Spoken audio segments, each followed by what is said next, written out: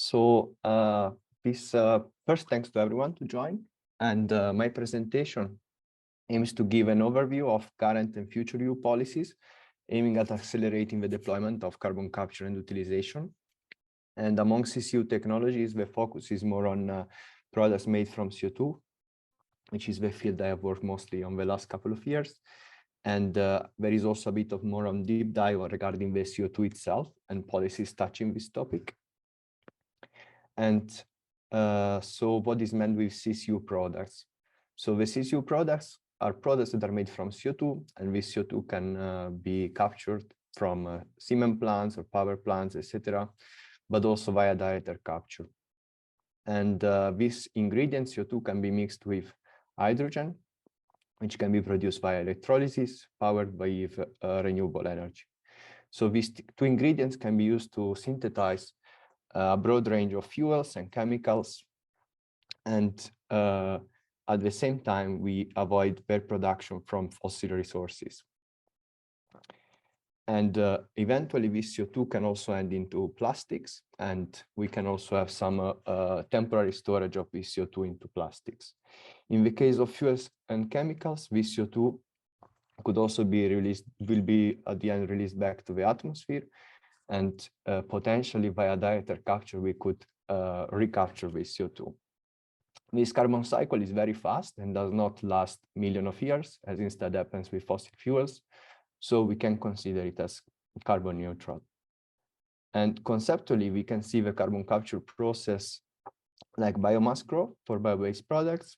And also for this reason, the CCU policy context is very linked to policies regarding renewable fuels and chemicals, especially bio-based, but also policies concerning the ingredient themselves, so CO2 and hydrogen feedstock, and the needed infrastructure, which is expected to be very large.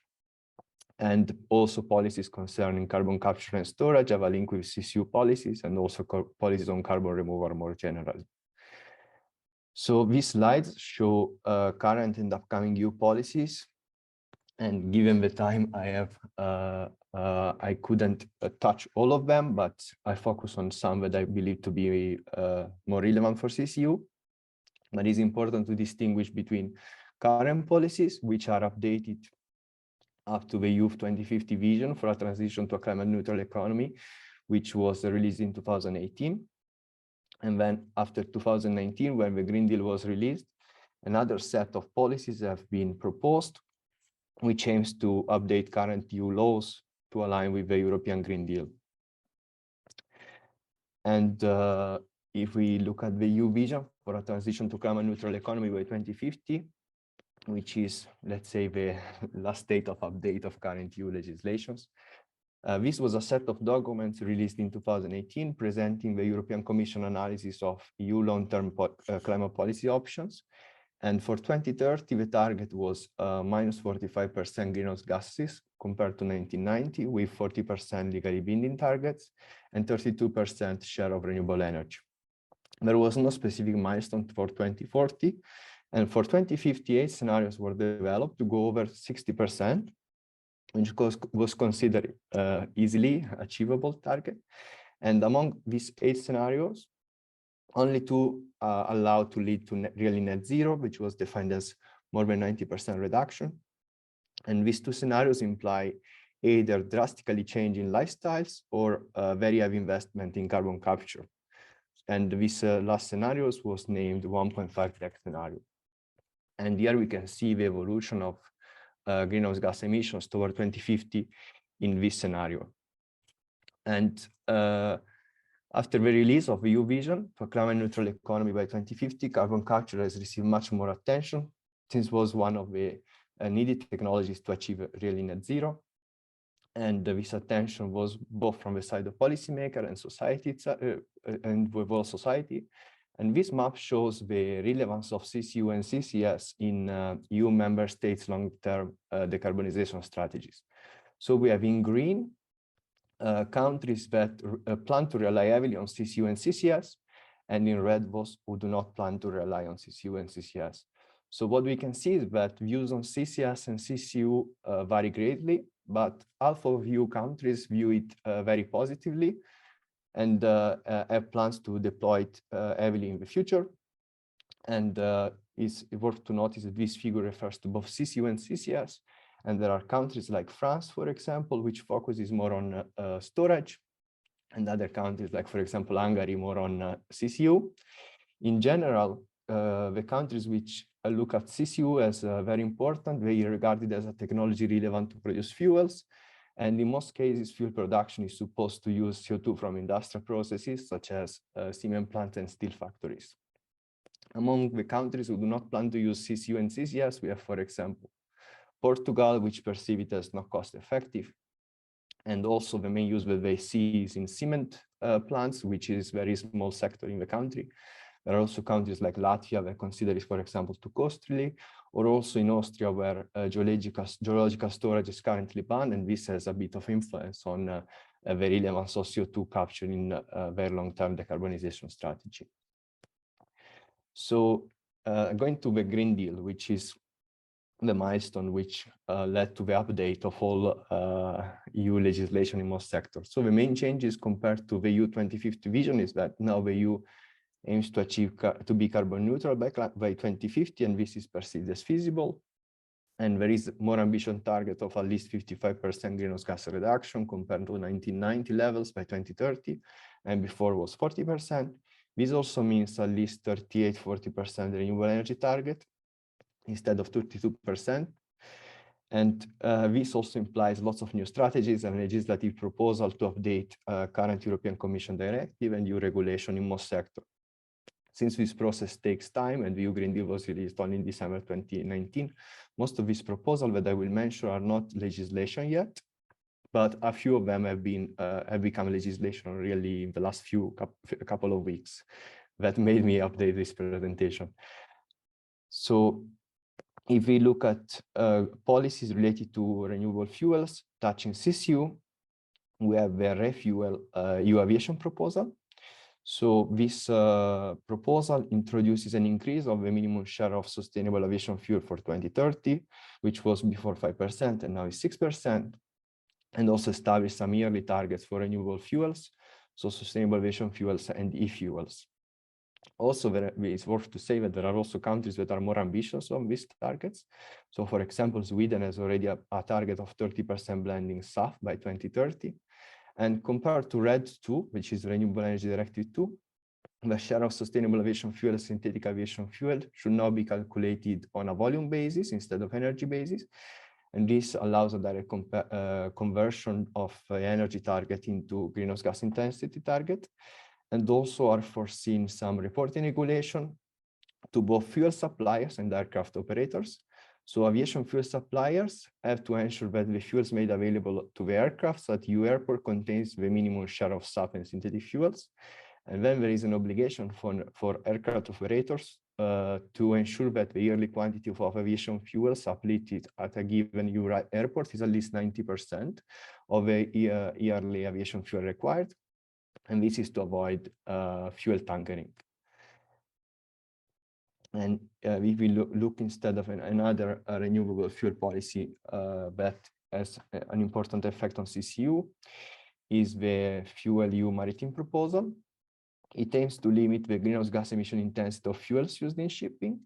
In this case, given the wide range of technologies that are possible to use in the maritime sector, the proposal does not have target for specific technologies, like it was for the policies regarding aviation. But the focus here is on fuel demand and not a specific type. So there are different alternative marine fuels that are considered, which are liquid fuels, e-liquids, bioliquefied natural gas, e-gas, hydrogen and hydrogen-derived fuels like methane and ammonia. And this proposal applies to all vessels of any flag above 5,000 gross ton traveling to and from ports in the EU. And then we have the proposal for amending the CO2 emissions of passenger cars and light commercial vehicles. And in this case, what we have is more ambitious CO2 targets for new cars and vans from 2030 onwards. So for example, the previous target was 37.5% reduction in 2030. For cars, now it's 55%. For vans, it was 31%, now it's 50%. And also there is a net zero vehicles, so we will have only net zero vehicles produced from 2035. And this was approved by the European Parliament last week. And so this is almost the death of internal combustion engine from 2035, as many newspapers have reported. However, there is some hope also for CCU fuels for this application. In fact, the Commission will make a proposal for registering vehicles running exclusively on CO2 neutral fuels after 2035, which will fall outside the scope of this fleet standard. With respect to policies regarding renewable chemicals, which have an effect on CCU and the interest on CCU, we have a European chemical strategy.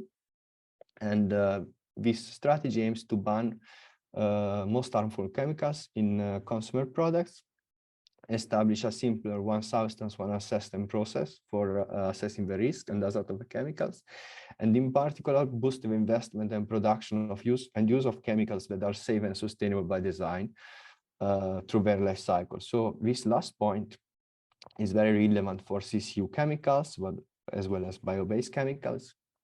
And to define what is meant that a chemical is safe and sustainable by design, a frameworks have been recently proposed at the end of last year. And so this framework will be used to assess if CCU chemical, for example, is safe and sustainable. And for the part of sustainability, what is commonly done in European legislation and applied to CO2-based fuels and chemicals is to look at the greenhouse gas savings of these fuels. And this is calculated as a fossil fuel comparator minus the life cycle greenhouse gas emission per megajoule of alternative fuel. And so in practice, the life cycle greenhouse gas emissions to produce the fuel and the chemicals are benchmarked to those of the fossil fuels. And this benchmark is 94 grams of CO2 equivalent per megajoule for liquid fuels and 80 for gaseous fuels. And to see what this means, we can take the example of biofuels, which have been in more studies so far.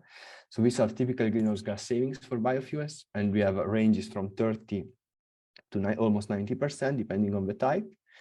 And to get incentivized, these biofuels have to reach at least 65 or 70% greenhouse gas savings, depending on the fuel type. Otherwise, I've wrote here chow-chow incentives, because it means that no incentives could be given, for example, according to this table, to palm oil biodiesel. And in the case of CCU fuels, we need at least 70% greenhouse gas emission reduction. Well, for biofuels, we have that usually land use changes and cultivation are a big part of the impact. For CO2-based fuels or chemicals, a big part of the impact will come from the CO2 feedstock. So this means on the carbon footprint of the energy and chemicals that are used to capture this CO2. And if we look at the method that is currently recommended by Renewable Energy Directive 2, what we have is that the impact of the CO2 feedstock is calculated as the impact of the system with CO2 capture minus the impact of the system without CO2 capture. So if we take a cement plant, the impact of the CO2 feedstock will depend a lot on the energy and chemicals that are used for capturing the CO2 from the cement plant. And this approach was also approved by the European Parliament a few days ago. And this method makes no distinction between biogenic and fossil CO2 sources, is worth to say, and also assuming the same energy source, a CO2 source with high CO2 concentration and easily to be separated will probably result in a lower carbon footprint if we assume the same energy source, because we require less energy for separation. So this could have probably be a barrier, for example, for direct air capture, and could have favors capture from point sources, where CO2 has a lower concentration. And the rationale of this recommended method works well for mitigating climate change in the short term, but it conflicts with long-term climate neutrality goal after a certain year. And to explain a bit better what I mean with this is we can calculate when is the optimal ERX to stop using industrial CO2, for example, for CO2-based fuels. And if we look at industry today, which rely on fossil fuels during their combustion, they release certain emissions. What we can do is to capture this CO2 and convert it into fuels via power-to-X process. And this fuel can be, for example, used by airplanes. And during the combustion in airplane, this CO2 would be released. And the current approach in practice is considering this CO2 as net zero. But this CO2 counts as zero only if you consider that the industry would have otherwise emitted if this power-to-X process is not there. But from a certain ERX, this rationale starts to conflict with carbon neutrality, since I still have CO2 of fossil origins emitted. So from ERX, I need another CO2 source or CO2 from industry. And CO2 for industry instead would need to be permanently stored. Otherwise, we could not achieve carbon neutrality. So the calculation of this optimal ERX can be found, for example, via policy modeling, considering all the sectors that are coupled here. And with respect to this last point, the EU delegated regulation was released on February 10.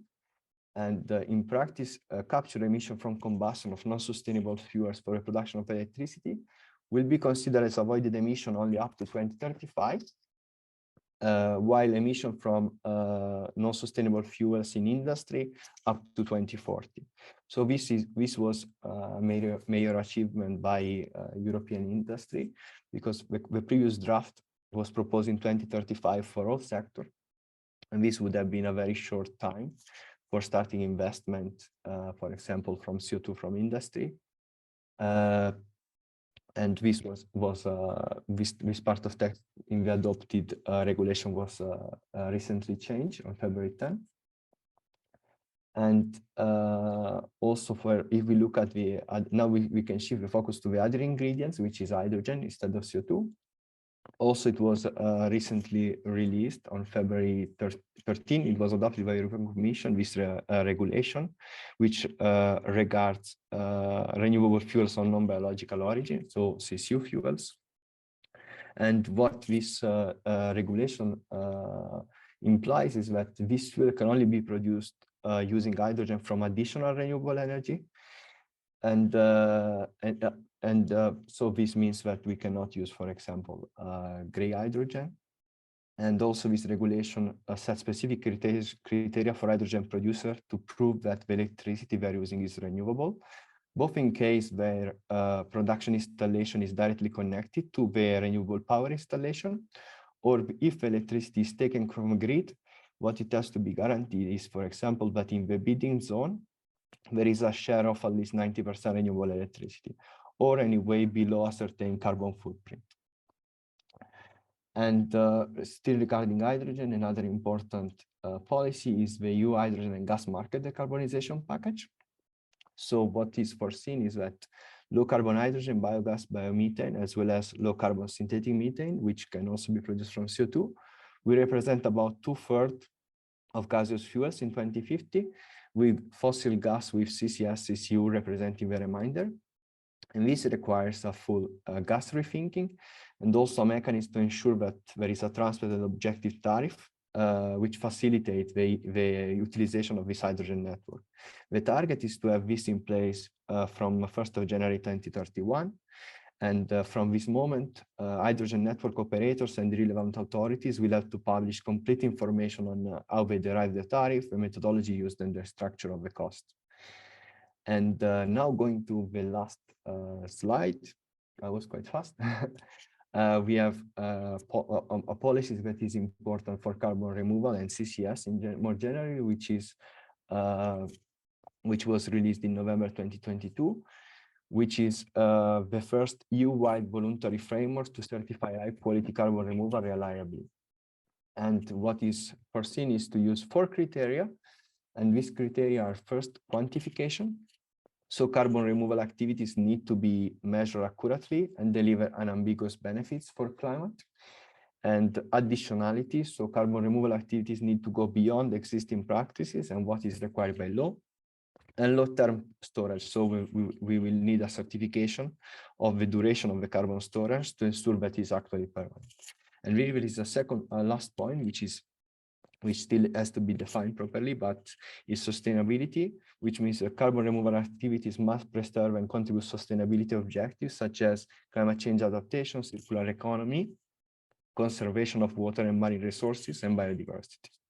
So this is the end of my presentation, and there will be space for questions.